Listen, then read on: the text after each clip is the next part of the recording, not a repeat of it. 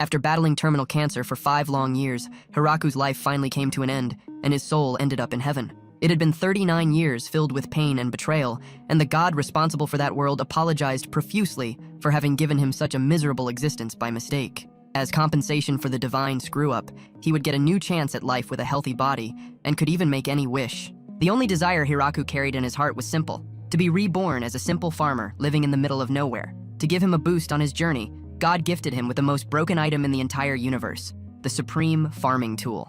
In the blink of an eye, his life force ignited with full power, and Hiraku woke up lost in the middle of a gigantic forest. When he moved his body for the first time in years, it hit him that this was exactly the dream he'd always had.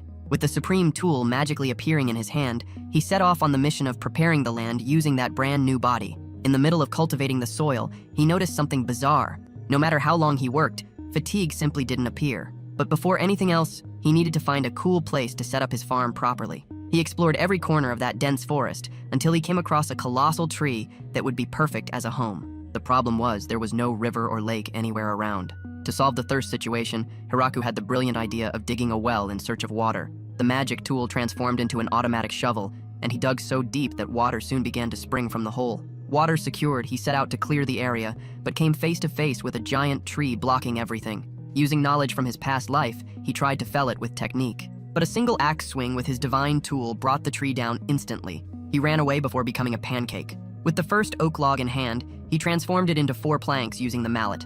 He kept converting wood into planks at his makeshift workbench until the sun started to set, and then panic hit about getting fire. Without prepared firewood, he spent the whole night digging a hole in the giant tree. At first, he thought about making an earth hut, but remembered that Newton invented gravity in this world, so he didn't want to bury himself alive like an idiot. The next day, he gathered firewood and made his first campfire so he wouldn't embarrass himself again.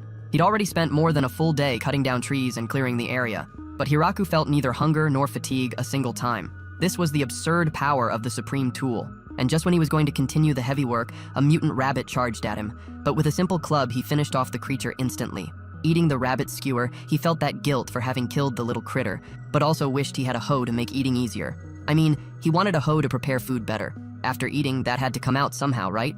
So Hiraku built an innovative bathroom with a little fence for privacy. With the base finally set up, he started working the land hard and spent all day thinking about what vegetables to plant first. When he finished the work, it was already dark, so he left searching for seeds for the next day. But when the sun rose, the terrain was already sprouting plants out of nowhere.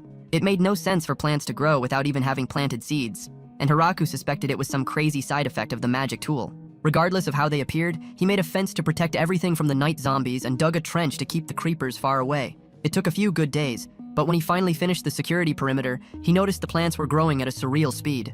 With all that leftover wood, he decided to erect a proper log cabin and put his carpentry skills into practice to make a cool roof, leveling up in civilization. After a few more days expanding the farm, Hiraku came across some seriously injured wolves, so he tried to bring them inside. Using the meat left over from that giant boar he'd defeated before, he gave food to the animals, but realized the female was pregnant. Since childhood, his biggest dream had always been to have a real dog, so he wished they would stay there keeping him company. But the she-wolf went into labor out of nowhere. Trying to give them protection, he brought everyone into the cabin and lit a fire to maintain warmth when night came. After an entire night awake, Hiraku finally saw 4 little pups nursing, celebrating the successful birth. He gave the tastiest meat he had saved to celebrate. Time went by, and the dogs continued staying there inside the cabin. So Hiraku decided to build a new house right next door. When the puppies started running everywhere, the crops were ready to harvest, and he noticed the tomatoes were the first to actually bear fruit. He offered some to the dogs and named the male Kuro and the female Yuki. A few weeks later, Hiraku finally understood all the secrets hidden in the supreme tool.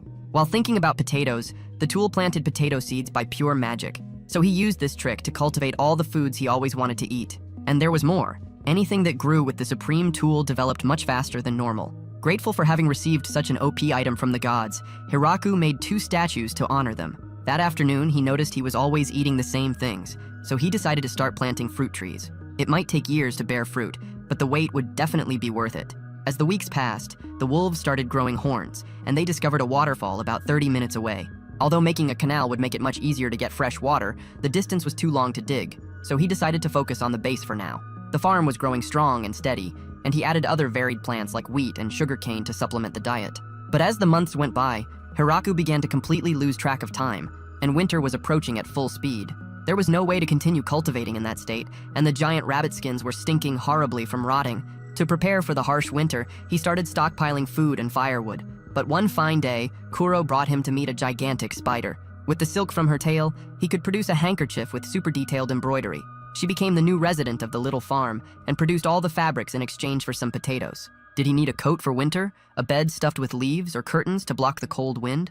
The spider Zabuton produced everything he needed. The simple cabin was gradually becoming a truly civilized place. And then winter finally knocked on the door. With the fireplace he'd built, he managed to survive the freezing, brutal nights. Even so, despite surviving just fine, he was getting terribly lonely, afraid of even forgetting how to talk to other people. When the long winter passed and spring finally arrived, the wolf pups had grown up and decided to leave home. But a few days later, they came back bringing partners.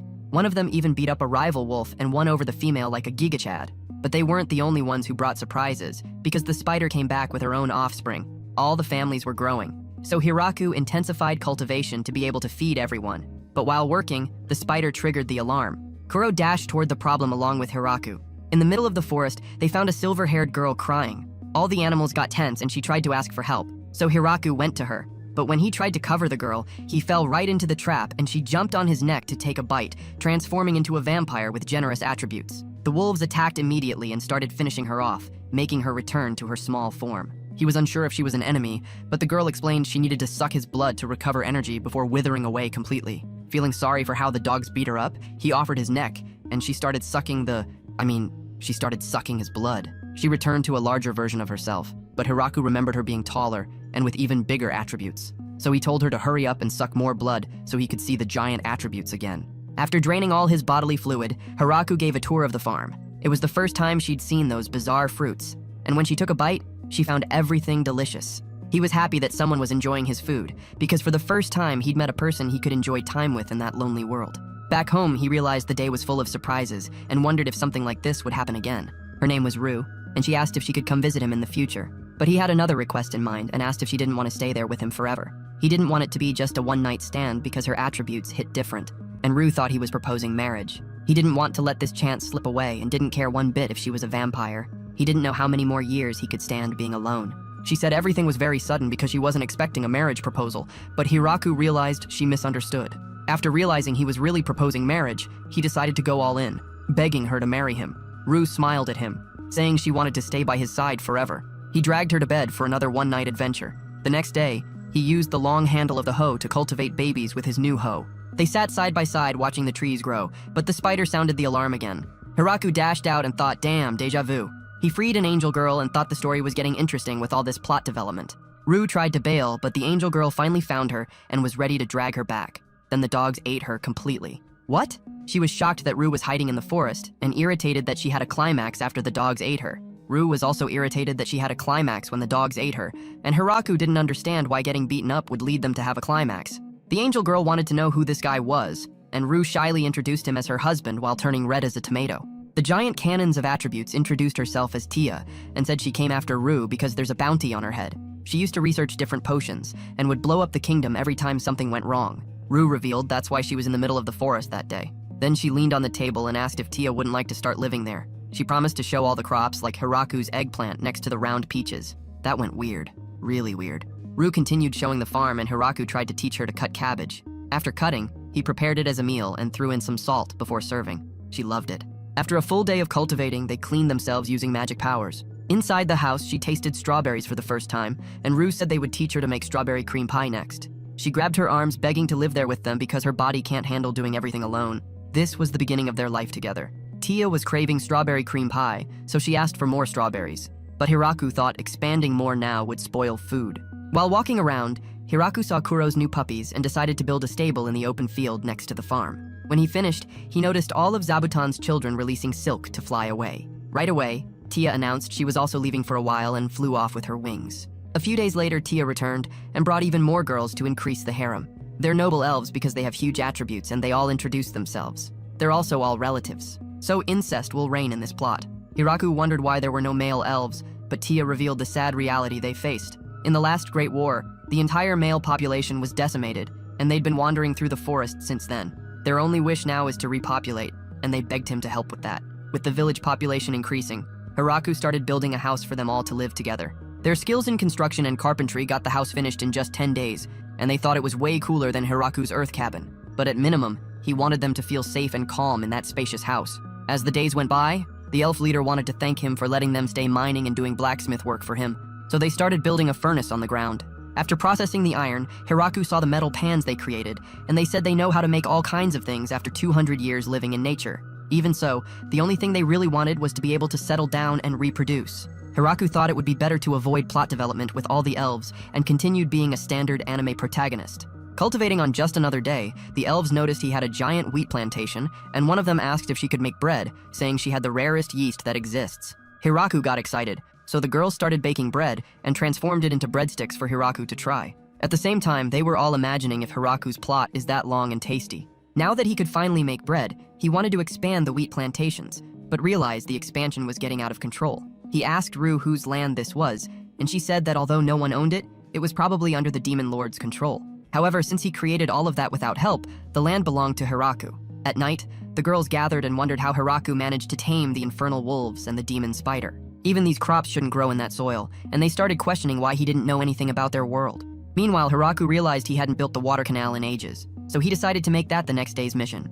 In the morning, Hiraku saw Zabuton pointing to a queen bee, and Hiraku decided to build a beehive for them to produce honey. He spent the entire afternoon preparing a reservoir. They started mass-producing the concrete canal. The elves bent down to ensure everything was placed in the right spot, while focusing on the heavy tasks. Hiraku filled all their holes with the hard hammer. Because of the efficiency, the canal was ready in just one day, and the reservoir was already full. This would make it much easier to water the crops. But Hiraku noticed the reservoir was also giving free fish with no effort. He thought that even with the rabbits being dangerous in that forest, at least the fish were chill. But a giant fish almost devoured him right there. The girls saw him cooking the fish, and knowing it was from the death forest, they questioned if it was safe to eat. Hiraku finished preparing and tried to offer some, but they said they wanted a different meaty dinner. Hiraku had no idea what kind of meat they were talking about, so he started eating and found it delicious. The two tried it and loved it, and the rest of the elves also wanted some of his meat. To satisfy them all, Hiraku started catching more fish and preserving with salt. Wanting to vary the diet, Hiraku tried plowing the ground thinking about rice. And although it grew, the rice texture was weird. Since they had an entire canal built, he decided to start making a rice paddy with the elves. After hours preparing the terrain, Hiraku opened the girls' floodgates. He opened the floodgate and asked for the elves' help. All the elves got wet, and Ria didn't enjoy the slimy liquid. Together, they all bent down and planted all the rice. A few days later, all the plants were ready to harvest, and Hiraku put them out to dry. Ria was impressed he knew all this, but Hiraku thanked always having watched a farming idol before dying of cancer. When all the plants dried, Hiraku used the tool to create a thresher and showed how to harvest the rice. The girls saw all the work necessary to prepare the rice and thought it was finally over. But Hiraku revealed there was one more step.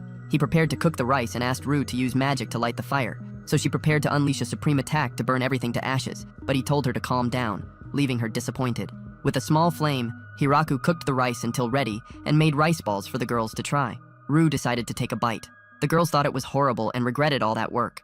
But Hiraku knew they were lying when all the rice disappeared. He decided to expand the rice plantation and all the girls started cleaning themselves after finishing. Hiraku saw how they all managed to clean themselves with magic and wished he had a real bath to wash himself since he finally built a canal. He decided to build a bath and showed the girls the plans for how he was going to design the plumbing. The girls questioned why do all this if they could simply swim in the river. But Hiraku remembered they would freeze in winter. Besides, he really wanted a bath for health and totally not to stare at them without plot armor. The girls started building a furnace to heat the water and created the biggest bathtub possible. Everything was going well, but Hiraku was thinking about what to do with all the dirty water. Tia thinks slimes could purify the water, but Hiraku doubted they weren't those dangerous monsters that destroy adventurers. Tia had no idea what he was talking about, so she flew away and brought some slimes. He put some in the water purification area and inside the bathroom, so the dirty water problem was solved. Then he started getting wood to burn, but one had mushrooms growing. He'd been suspicious of mushrooms this whole time because they could be poisonous, but all the girls thought it was safe and wanted to eat them all. So Hiraku started preparing logs to cultivate mushrooms. At sunset, Hiraku finally completed the bath and tried to explain to the girls, but they wanted to see a practical experience. He removed his plot protection and started showing how it worked, but the girls started feeling a different type of liquid dripping. So they all removed their plot armor and decided to enter together. Rue said it was perfectly fine for them to do this together, and Hiraku felt the bone of his sword growing sharp and hard. The next morning, Hiraku saw all the edible mushrooms that had grown, but the dogs brought more elves. Obviously they were women, but who's complaining? Ria revealed they used to live together, and he was happy for them all to join. Ria suggested working on expanding his house so everyone would have more space, and got everyone excited to start making babies. Hiraku didn't know why they were so optimistic. What a waste. Kuro noticed his master's harem was expanding and tells his story. Before having a master, he never had a name. Since birth, he walked alone and never lost a fight against another male. His only wish was to continue living freely, but when he met that female, she destroyed him. After complete defeat, they started traveling together, but her belly started growing one day. He wanted to do everything to continue protecting her, but peace wouldn't last, and a giant bear was about to annihilate them. However, after getting seriously injured, the bear left. Even so, they couldn't hunt food anymore, and accidentally arrived at the most dangerous place in the forest, its center. They saw a human walking around without worrying about anything, but Kuro noticed the tool in his hand and felt the unlimited power coming from it. They had already accepted their lives would end, but he started taking care of them. And Kuro realized the food was made from a giant boar, impressed he managed to defeat such a strong monster. After the pups were born, they decided Hiraku would become their master, and enjoyed all the food he prepared. Soon their pups grew into a large family, and they noticed how Hiraku's harem was also growing, but he still had one concern. The master hasn't discovered they're the legendary infernal wolves, but Kuro thinks it's fine like this. He's grateful his life led him to such a good life with him. After a few weeks, the big new house was complete, and Hiraku remembered all the digging and woodcutting necessary to prepare this house. Even knowing it would be big, he never imagined how beautiful it would look inside. They showed the cool room they created for him, and opposite the master bedroom was the large dining room. In the back was the kitchen, and on the sides there were even more stoves for large meals. Finally, the basement was big enough to store lots of food and firewood for winter. On the second floor, the girls saw their rooms and were happy each one had individual space. But Hiraku noticed one of the rooms had a giant bolt locking it. Besides the statues of the gods, Hiraku created some dog statues to decorate the house entrance and thought it was looking really cool. Inside the new house, Hiraku gathered all the ingredients for a new recipe. The girls wanted to know what he was going to cook, and he revealed it was a food called curry. The girls would rather not have to taste another one of his meals and would rather be cooked in the pot. He went out to harvest spices for curry, and the girls noticed they'd never seen these plants before. This was another power of Hiraku's supreme tool. With it, he could cultivate super-sensitive plants in any climate. For the spices, he would need cumin and tia. He needed cumin and saw the flower had already bloomed. For the next plant, he needed turmeric. And with the girls' magic, they dried all the spices. Finally, he needed coriander and cilantro. The dogs also wanted to try. But when they smelled the cilantro, they ran away scared. After gathering some more black pepper and cayenne pepper, Hiraku was finally ready to start cooking, but realized the girls had gotten bored with his ugly face and left the kitchen. He wondered if Ria would be the only one helping him, and Ria said her attributes were better than the other girls anyway. He ignored her attempts and started preparing the meal. They cooked the meat and tried to season, but Hiraku realized something had been missing all this time. It's naan, and he was irritated for having completely forgotten about it. They started rolling the bread together, and after cooking a mountain of it, his meal was finally ready. All the girls gathered to try the curry and thought it looked disgusting, but he encouraged them to try. Rue and Tia took a bite. It didn't just look disgusting, it tasted disgusting too, they said, but they all ran to get seconds. So Hiraku was confused why they all ate until they were full. He wondered if they were just messing with him, but what he didn't know is that they were all pretending to like it because they needed a different type of meat. Winter was finally coming, and since they'd be spending most of their time indoors, Hiraku spent weeks gathering as much firewood as possible. When it gets cold, Zabuton hibernates at the top of the tree, so Hiraku gave some potatoes and got extra blankets for winter. Ria was bent over as always. He saw the other girls piercing a needle through the hole of his meat. Don't Google that. Kuro and the other dogs won't be able to hunt well, so they're doing everything to eat Tia's pink flaps of meat. With all the other bases covered for winter, he wondered how to preserve vegetables. So he created a box that would be covered with a blanket and would allow the snow to act as a freezer. Even with all his genius tactics, he wished he could use magic, even if just once. At night, Rue tries to teach him to use an ignition spell and explains it's natural he can't summon a difficult golem on the first try. Hearing this, he thinks she's incredible for managing to summon multiple golems at once, but Rue says her attributes are better than Tia's. Hiraku thinks they're all incredible for using magic, while he can't do anything besides gardening. But Rue says he's the most incredible one there. Without him, the entire village would collapse, and he manages to keep feeding everyone every day because of how hard he works. She says he's the only one who could do this and smiles at him. Winter's first frost arrived and snow began to accumulate. With all the time they spent indoors, Hiraku decided to build some classic games, reversi and chess. He taught them how to play, and Rue thought it was too simple to be fun. But Tia said these simple rules allow complicated challenges. He told Tia she was right. So Rue got irritated and tried to challenge Tia to a game. After 2 hours, Tia was about to be absolutely destroyed, and Hiraku noticed her hands trembling, but she pretended her hands slipped. She apologized because they'd have to start all over, but Tia used magic to make all the pieces fall exactly where they were. She says it's embarrassing to be playing like a child, and Hiraku tries to see how the others are doing. He sees the 2 other girls playing reversi peacefully, and Kuro points to where the best possible position would be. He was shocked how Kuro can understand the rules, but sees the other wolves playing chess correctly. And even looking cute at first glance, he feels an intense aura emanating from them. Rue decides to play against them because she definitely won't lose. But the game doesn't end well. All four play mahjong and Hiraku thinks he has an advantage because of how complicated the rules were. So he tried to get revenge for Rue, but all the girls completely destroyed him. Poor Hiraku and Rue both got thrashed. After a few weeks, they got bored of board games, so Hiraku designed wooden bowling equipment. Even being a simple game, all the girls enjoyed it, and so the winter days began to pass slowly. The creative refrigerator he created was working, and they managed to enjoy delicious food until the snow finally melted and spring arrived. But while trying to enjoy the pleasant, warm temperature, Zabuton sounded the alarm to alert them of a giant monster approaching. Hiraku looked at the sky and noticed a giant dragon flying toward them. But Tia said that wasn't a dragon. It's a wyvern. The wyvern roared in the sky and started preparing a fire breath to destroy the tree, but Tia barely managed to defend. Some of the fire still hit, and Ria ran with the others to put it out.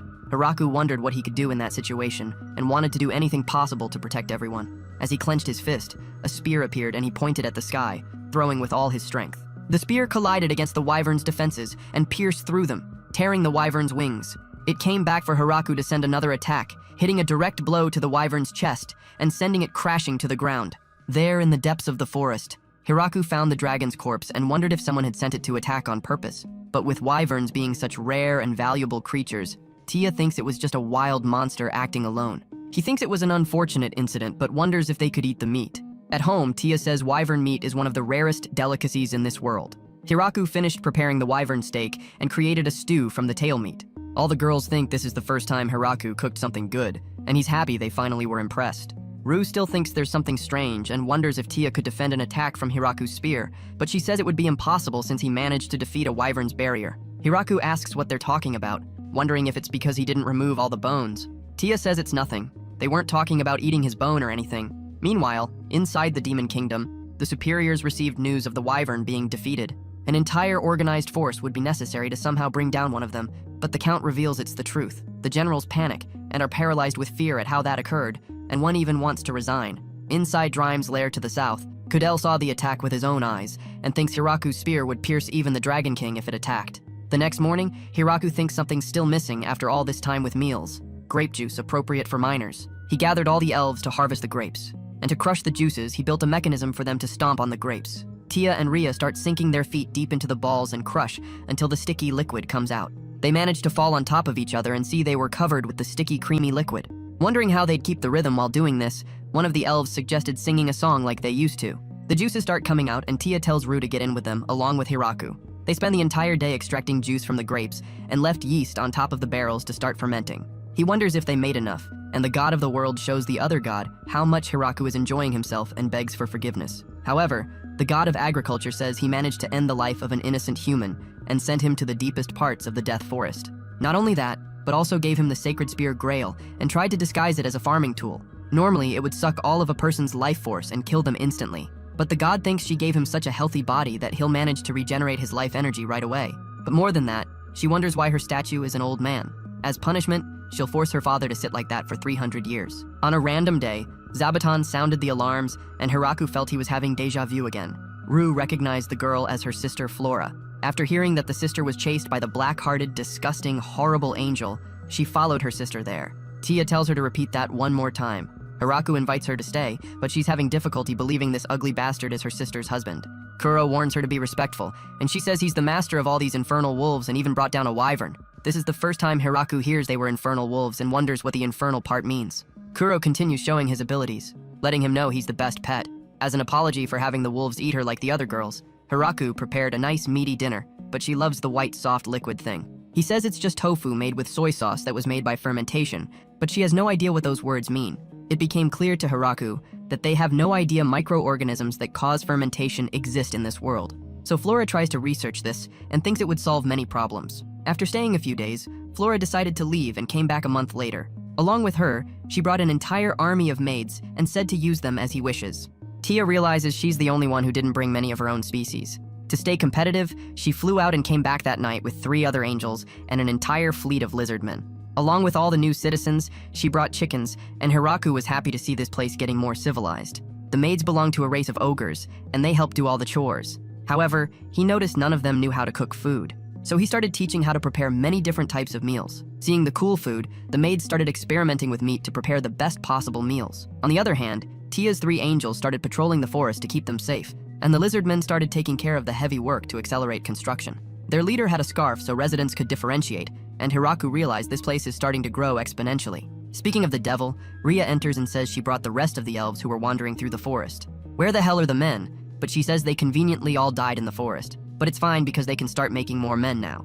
A few days later, Hiraku asked all the representatives to meet and apologized for calling them suddenly. Since this place was growing and many people were moving in, it was starting to look like a village, so he wanted help creating a name. One of the maids suggests giving it the forest's name, but with the name Death Forest, Hiraku thinks it would sound like a ghost town. Zabuton pointed to the door, and Hiraku opened it, seeing the giant tree in the center. That's when he named this village as the Great Tree Village. That night, all the citizens celebrated naming the village and organized a party and opened the first barrel. All the girls chanted the word mayor, and Rue said he's the only one for this job. That night was the beginning of their new life as citizens of the Great Tree Village, and everyone enjoyed drinking the grape juice appropriate for minors. Tia was drunk and begged him to sit next to her. She asked why he was sitting alone, but he said he was so happy it seemed like a dream.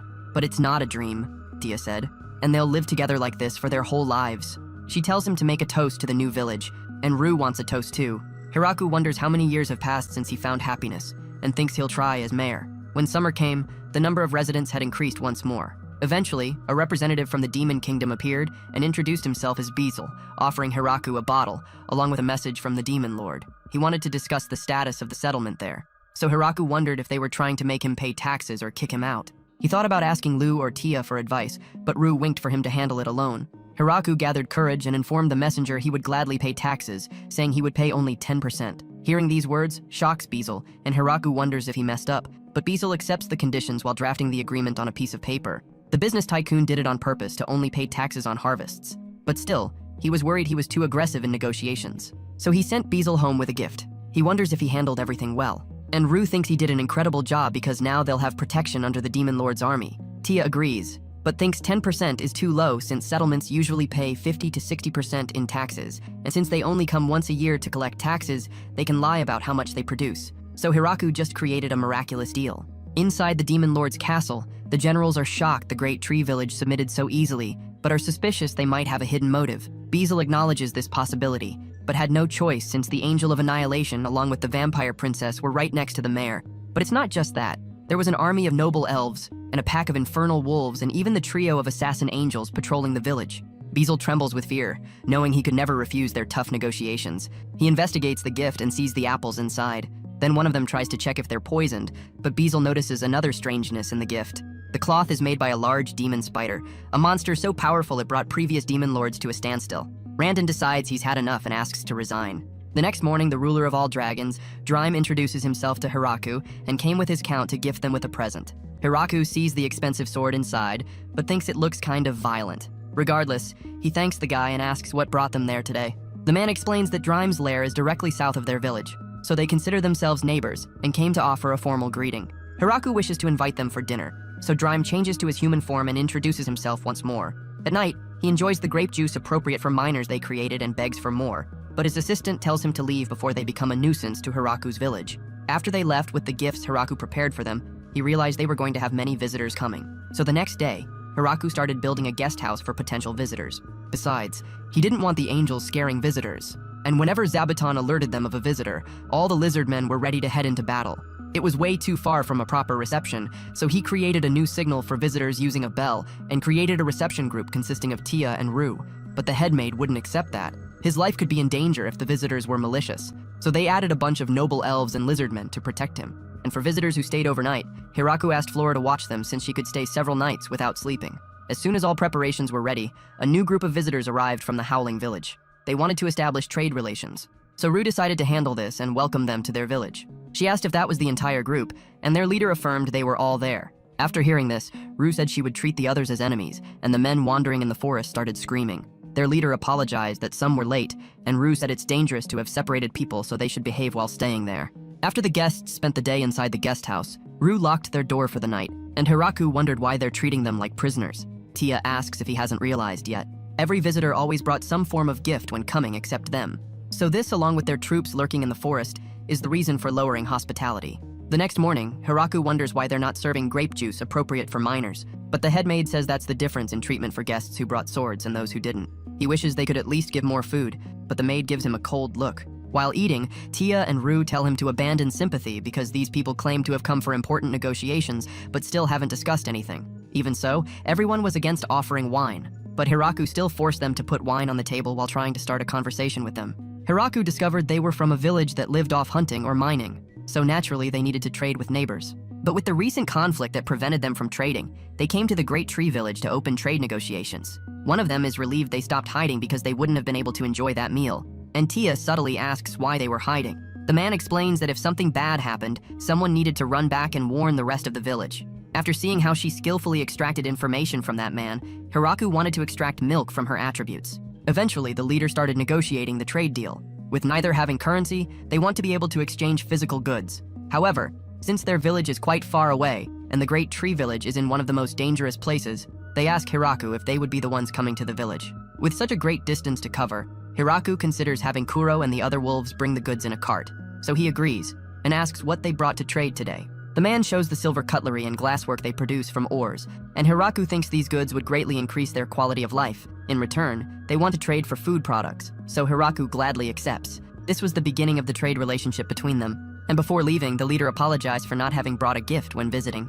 Their village never had such a custom, so he promises to bring something next time, but it might not be luxurious since the village is poor. However, Hiraku says size doesn't matter. It's the heart that counts. Who knew the Quantum Riz professor had a little persuasion in his second life? Soon came the first day of trade with the Howling Village, and the girls told Hiraku to stay behind since Tia would act as their representative. Drime agreed to take everyone there in exchange for a barrel of grape juice. Over time, Drime started coming regularly for grape juice, and always brought treasures, so Hiraku was happy to always see him.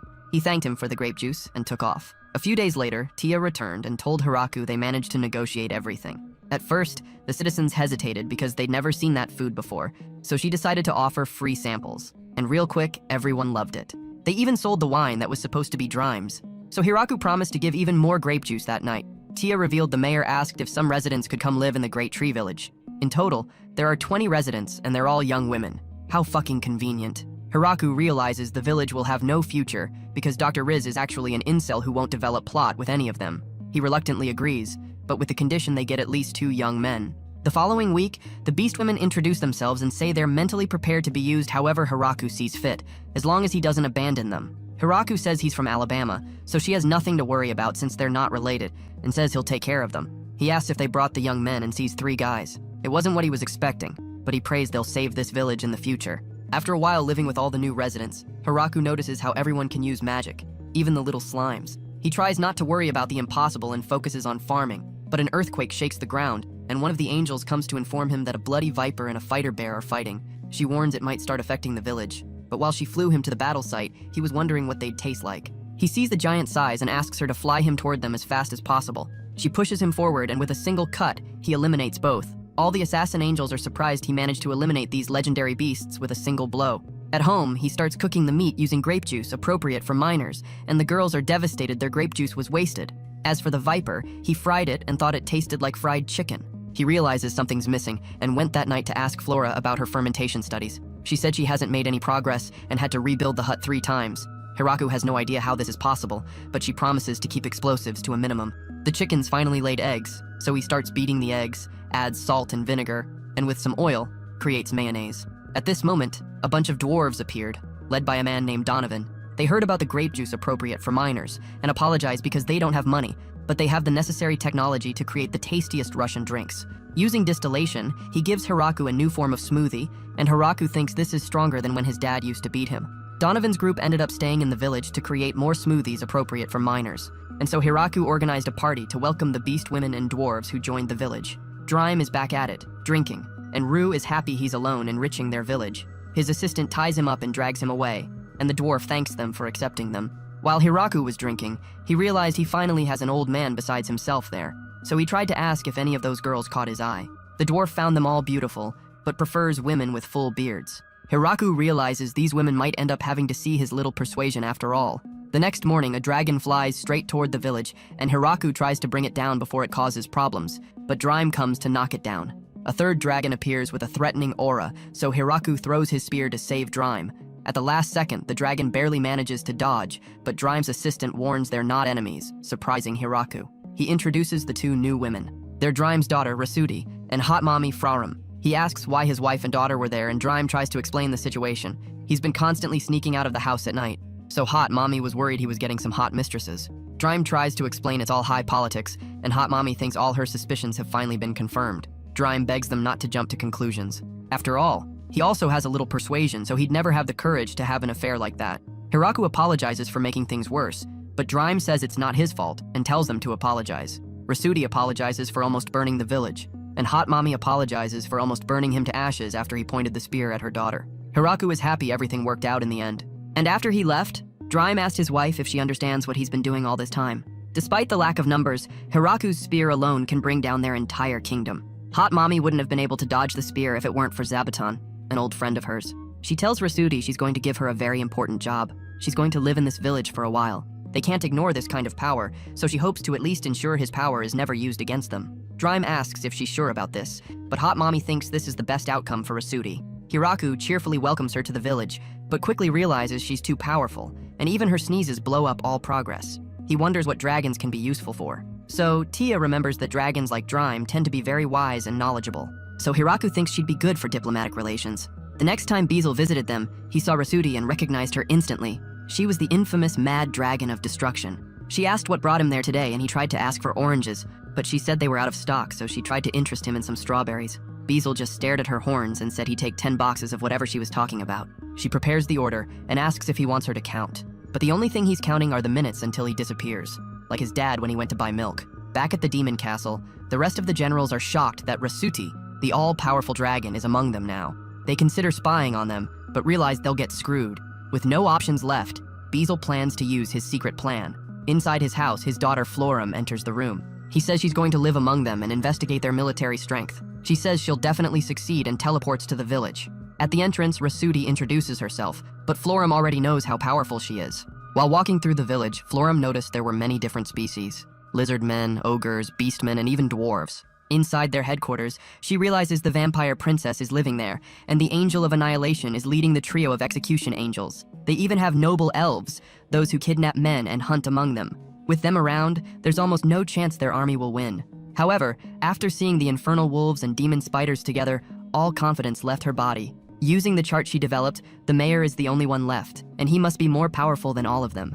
She wonders how powerful this man could be, but sees Hiraku passing by and wonders why such a weak person lives in this village. He asks if she's lost, but she says she doesn't need a weak human worrying about her. Back at the village, Rasuti says she just met the mayor. He may be human, but he can defeat her mother. Florum is shocked because she was extremely rude to him. As the days passed with her living among them, Hiraku noticed she was getting closer to Rasuti, but wondered why she was so strange around him. One day, the slime started multiplying in number, and eventually one of them started devouring all their grape juice. All the girls were ready to execute the slime, and they started the first trial and found it guilty. Hiraku felt sorry for the slime, so he tried to let it go, and it started showing up during their parties. After all, a cute slime shouldn't be a problem. Autumn arrived, and while Hiraku was enjoying all the food, he wished he could eat some seafood along with the meal. Florum says if he wants access to the ocean, there are 100 girls ready to open the floodgates and offer their fish with the smell of... Sorry, I meant if he wanted access to the ocean, he can travel to the port south of the village to trade for ocean products. Rasuti offers to fly there, and the rest of the girls accompany her.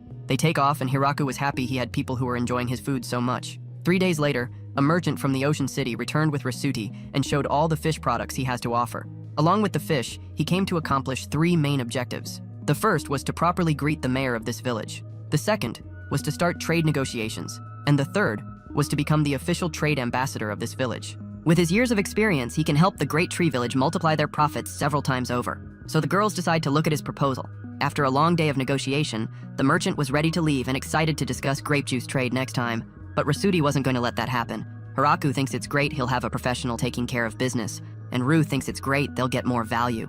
Now, while traveling home, the merchant took a look at the Great Tree Village. When the girls first arrived at Michael's office, he almost kicked them out because he didn't have time to deal with them. But his merchant instinct gave him a strange feeling he can't ignore. He saw that Florum was among one of the girls and knew his head would have rolled if he ignored them. He wonders who the other girl was, and she introduces herself as Rasuti, the Mad Dragon. With both being as prominent and dangerous as they are, the risks might be outweighing the benefits of trading with them. But he couldn't ignore them. They take him to the goods they brought, and he sees the lizardmen, thinking he's about to enter absurd negotiations. After discovering the cloth, he sees the rare fruits that have been circulating the kingdom and knows each one can be worth several silver coins. The amount of profits he could make exceeds the risks, and he starts discussing the ocean goods he can provide. This is his once-in-a-lifetime chance, so he asks where they'll deliver the goods. Their village is in the Death Forest, and Rasuti will give him a ride. He ponders if his life is worth the money, and along the way, he encounters the 3 great dragons and the Angels of Annihilation, along with her army. At least the mayor seemed normal, he thought.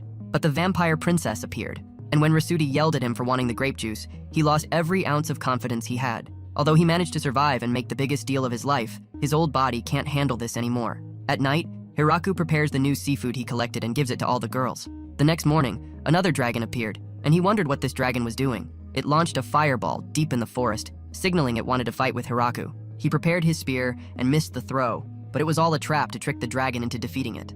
Inside the forest, he sees another crazy one and wonders why she was trying to burn the forest. Drime flies in and tells him to wait, trying to explain the situation. Her name is Hakuren, and she's Drime's older sister. She tries to say it's his fault for trying to marry off Rasuti. Hiraku wonders what they mean, and Hakuren says Drime wanted to marry her to the mayor, but Drime thinks it was just the grape juice making him say those things.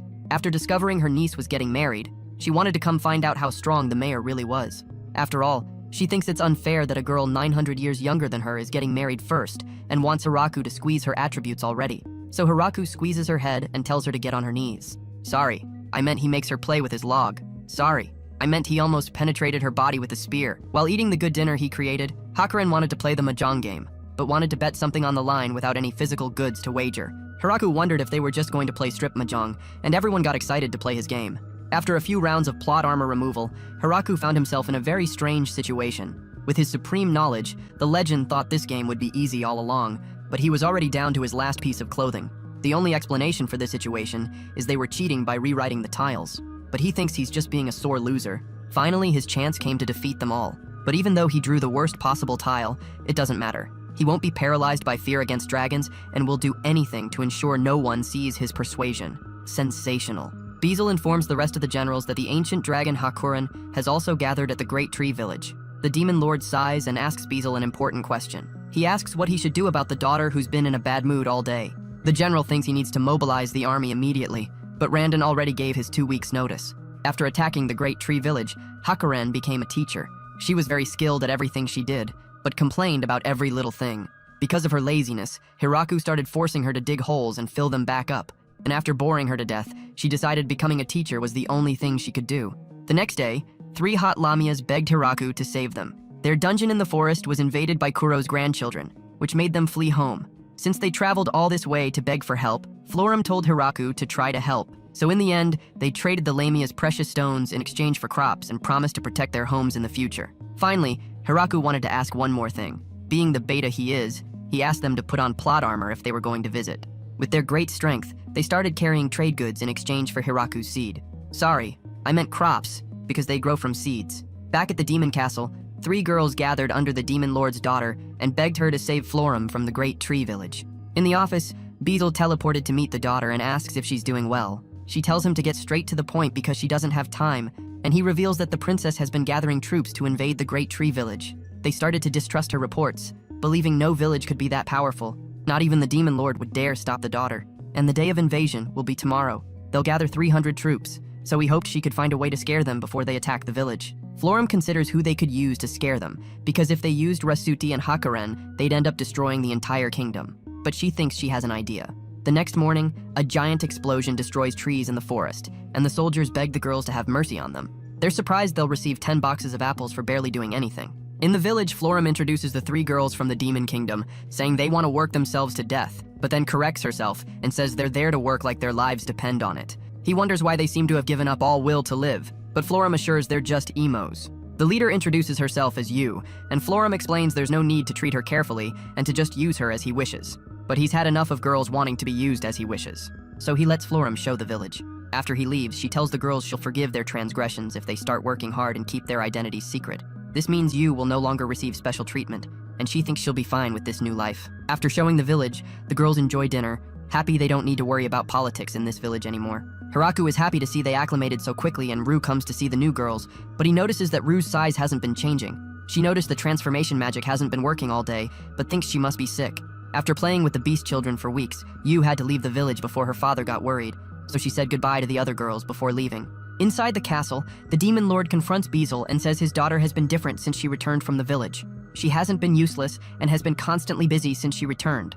Beazle says she's probably getting interested in diplomacy and politics. Hearing these words, the Demon Lord realizes she might have met a man and thinks he'll tear the entire nation apart until he finds him. Shortly after Yu left, winter preparations began, and Hiraku was shocked to see the incredible harvest they had. Rasudi asked if she could take some of the extra food to her parents, and Hakuren wanted to share some with her parents too. Her father is the Emperor Dragon who lives in the north, and her mother is the Hurricane Dragon who lives in the south. Hiraku found these names extremely intimidating, so he wanted to share food with them. First, Rasudi gave food to Drime on the way to Shishido City and left some crops to trade.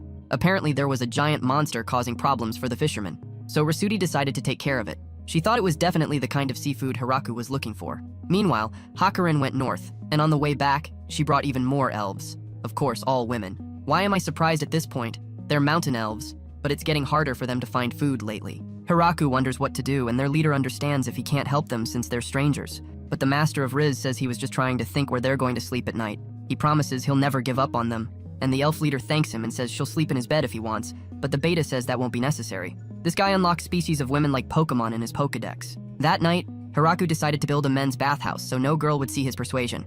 However, Florim caught the three musketeers sneaking around the new bathhouse, and they said they wanted to wash his back, but Florim said their attributes weren't big enough. However, she realized it would make more sense since they were flat as a washboard.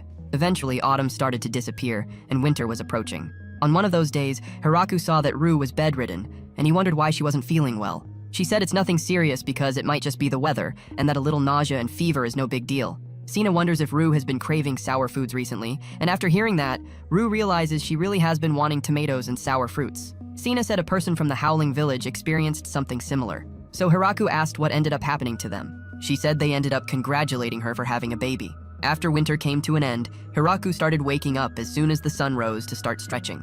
This became his morning routine, and he avoided waking up too early since the maids insisted on waking up earlier than him. The slime had managed to sneak into another barrel of wine, and the village women were ready for another public execution. He discovered people weren't used to having a meal during the afternoon, but he didn't want them working all day with a single meal, so he started serving lunch. After finishing the meal, Hiraku wanted to start a new project and started planting all kinds of roses and flowers to make the village look a bit more civilized.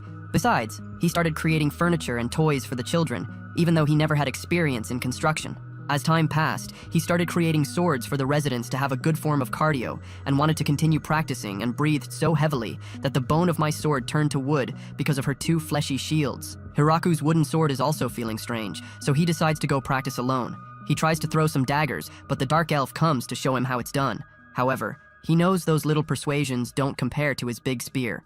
The dark elf says she wants to feel his other spear penetrating her, but Hiraku knows he's only using that spear to compensate for something. After a long day of cultivation, he bathed alone and tried to relax at night, but he always feels a presence hovering over him. All the girls were spying on him like Mission Impossible, but the only thing he finds impossible is losing his virginity. He screams for help to discover their locations, and although he's happy there are people taking care of him, he'll make sure to seal those hidden doors tomorrow. The next morning, Sina came to say there's a strange man in the village. Next to the great tree, he sees a bent-over man and wonders how he managed to get past all the angels and even Zabaton. Rue sees the man and recognizes him as the progenitor. Inside the guest house, he congratulates her for having a natural baby, since it's one of the rarest occurrences for vampires in this world. Hiraku thinks everything's great, but still doesn't understand why he was ready to be skewered before. So the progenitor states he was drawn by the statues. He's one of the only beings who has lived for over 4,000 years and remembers meeting God right before being born, but can't remember the exact appearance since he keeps erasing his memories to live long. Living next to a masterpiece like this would fulfill him, but Hiraku says he can't give the statue, crushing his spirit. Instead, he offers to carve another one, and the man is ready to be skewered again. Before leaving, he asked Hiraku how much this statue would cost. But Hiraku said God is not something he can sell, so the progenitor promised to find a way to compensate him. Inside the great cathedral, the priest welcomed him back after his 50-year departure, and the progenitor places that statue inside the best part of the temple. Since Hiraku refused to accept payment, he sent the fanciest piano in the nation as a gift. The girls thought learning to play piano would impress the god of Riz, but after they opened it, they realized none of them can handle the pressure of breaking something so expensive. They begged Hiraku to get an old piano so they could practice on it. A few negotiations with Michael later, and he managed to secure a new piano for the girls. Everyone in the village started practicing together, but Hiraku had no more hope of sleeping at night. The big annual harvest arrived, and after working the entire morning, Rue invited Hiraku for lunch. She noticed how much he's been working, so she gave an ice cube to improve his drink and tells him not to overdo it. He says he'll be fine, but wonders if it's okay for her to walk around. she assures, saying all the girls encourage her to exercise to have a strong body when she goes into labor, even after all this time. Hiraku can't believe she has a child inside her belly. During dinner, all the girls wonder how heavy the child is, and everyone wishes they could help Rue in any way possible. She says everything's fine, but it bothers her that she can't drink any grape juice appropriate for minors. Zabuton is ready for the baby shower. Inside the mayor's office, the trio of angels inform that morale in the village is falling, and everyone is about to give in. So to save them, they beg him to sell all the grape juice smoothies. Their only wish is to make Rue feel more comfortable. But although Hiraku finds this admirable, he thinks selling all the juice would be a mistake. So he encourages them to keep holding on because it'll taste better once it ages a bit more. The demons got excited hearing it'll taste better, but the dwarves didn't. They wondered why no one wanted their smoothies anymore, and Donovan promised he won't release the creamy white substance in it anymore. Hiraku explains the situation, and Donovan is happy his special cream wasn't the reason people stopped enjoying alcohol. Hiraku assures his juice is great, but wonders what the secret white cream could be. The dwarf says it's a secret, but if he really wanted to find out, they can play a game called Salty Cracker. Hiraku thought it better not to know. Weeks of peace continued passing through the village, but Hiraku was just worried about his wife. It's almost time for her to go into labor, and he notices the flower on the table. It was a gift from Tia and the other angels, one of the rarest flowers that was blooming on an ice mountain. The leader of the Dark Elves came to offer her mountain elf secret medicine. It's the best medicine ever produced, and she hopes Rue can use it whenever she needs. Rasuti offers Rue a precious pendant from her father's treasure room. The wolves offer some of the food they hunted, and Zabuton's children wanted to gift baby clothes and offer pudding. Ria offers a flower crown, and even lazy Hakurin offers to peel apples for her. Flora enters to give her sister some tomato and tofu miso soup, and Hiraku is happy she finally made miso after all this time. The lizard leader apologizes for not knowing how to help since they're born from eggs, but offers blood to help the child grow strong. After receiving all the gifts, Hiraku noticed a wooden mallet, and Rue said Donovan created it because it'll be useful soon. After she finished speaking, Rue felt a strange sensation in her belly and realized it must be time. All the maids started running with towels to prepare for childbirth, and Hiraku found himself helpless while waiting in the other room. Knowing there's nothing he can do, he looked at the great tree and entered the small cave he had made. The 2 moons were shining that night, reminding him of the first night there when he watched them alone. He wanted to live far from everyone in absolute isolation. But now that everyone's here, he was sure this was the life he wanted. Time passed in a blur, and he felt he had no memories of what happened after that night. He walked in a trance state toward Rue and laid eyes on his son. She told him to come hold him, so Hiraku carefully tried to hold him to his chest. As he held him and saw the smile, everything became real for him. He really became a father. Back in the original world, he was suffering from a disease, so his only hope is that his son never experiences that pain. He tells his son to grow strong for him, but Rue takes his hand, saying they'll raise him to be strong. They decided to name their son Alfred, and although he was half vampire, he looked like a normal human.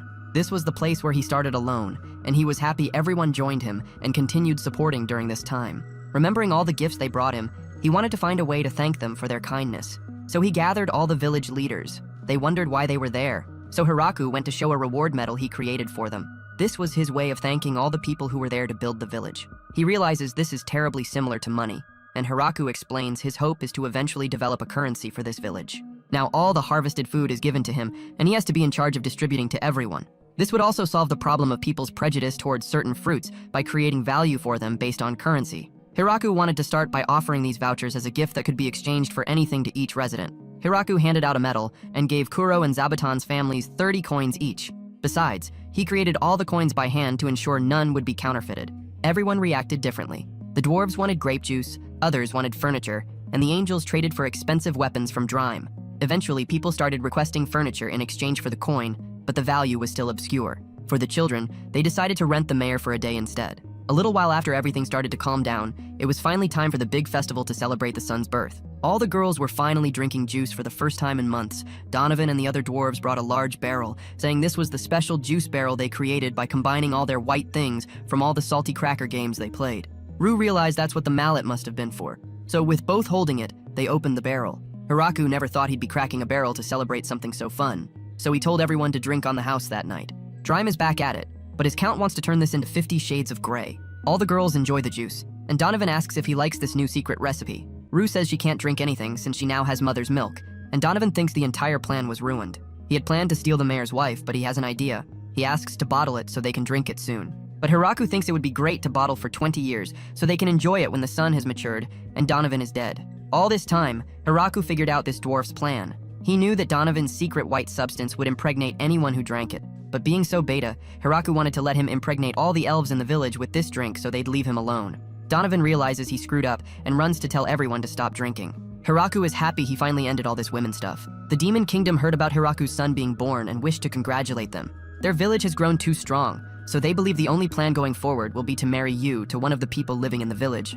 Michael received news of the birth and wishes to send the biggest gifts to continue having a long and beneficial relationship. Tia discovered there were many people still wandering through the forest, looking for a place to live, and Drime's kingdom, along with the Demon Kingdom, recently had many refugees needing shelter after the recent war. In total, there are over 100 people, and Hiraku realizes the current village probably won't have enough space for everyone. So Rue suggests the perfect solution. They'll create a second village for all of them, and Tia thinks Great Tree Village 2 will be even better. After all, this village saved all of them, so they want to do everything in their power to save others in the future the same way they were saved. Everyone lived happily ever after until Hiraku executed poor old Donovan. And that's it for today, folks. If you like anime recaps like this, comment anything down in the comments. I read them all. Also, check out this other video, you'll love it. Thanks for watching and see you in the next video.